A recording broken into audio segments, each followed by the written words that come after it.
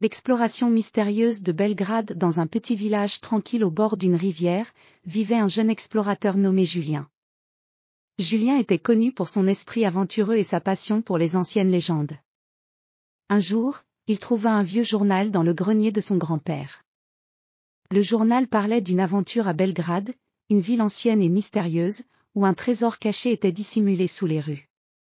Julien décida de partir à la recherche de ce trésor. Il invita ses amis, Clara, une historienne enthousiaste, et Lucas, un ingénieur brillant, à se joindre à lui. Ensemble, ils préparèrent leurs affaires pour le voyage, des cartes, des lampes de poche, et des sacs à dos remplis de provisions. Le matin de leur départ, le ciel était clair et le soleil brillait. Ils prirent un vol pour Belgrade, une ville célèbre pour ses bâtiments historiques et ses ruelles animées. À leur arrivée, ils furent accueillis par un guide local nommé Milna, qui connaissait bien l'histoire de la ville. Milna les conduisit à travers les rues pavées de Belgrade. Ils visitèrent des monuments anciens comme la forteresse de Kalmegdan, qui dominait la ville. La forteresse offrait une vue imprenable sur la rivière et les environs. Julien, Clara, et Lucas prenaient des notes et des photos, fascinés par l'histoire riche de la ville. En suivant les indications du journal, ils se dirigèrent vers un vieux quartier de Belgrade, connu pour ses bâtiments historiques et ses marchés animés. Ils trouvèrent une vieille bibliothèque où le journal mentionnait un indice important. En fouillant parmi les livres anciens, Clara découvrit un manuscrit caché qui contenait des détails sur l'emplacement du trésor. Le manuscrit indiquait que le trésor était caché sous une ancienne église, à l'extérieur de la ville. Julien, Clara, et Lucas se rendirent donc à l'église, située au bout d'une rue tranquille.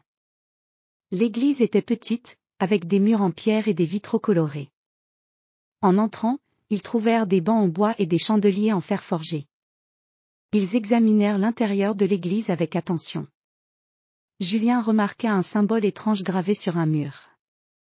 Lucas utilisa ses compétences en ingénierie pour analyser le mur et découvrit un mécanisme caché. En appuyant sur un bouton discret, une trappe s'ouvrit sous leurs pieds. Sous la trappe, ils trouvèrent un tunnel sombre. Avec des lampes de poche en main, ils descendirent dans le tunnel, qui les mena à une chambre secrète. La chambre était remplie de vieux coffres et de reliques antiques. Julien, Clara, et Lucas découvrirent le trésor caché, des pièces d'or, des bijoux précieux, et des artefacts historiques. Ils passèrent plusieurs heures à explorer la chambre et à documenter leurs découvertes. Le trésor était incroyable, mais ce qui les fascinait le plus, c'était l'histoire qu'il racontait.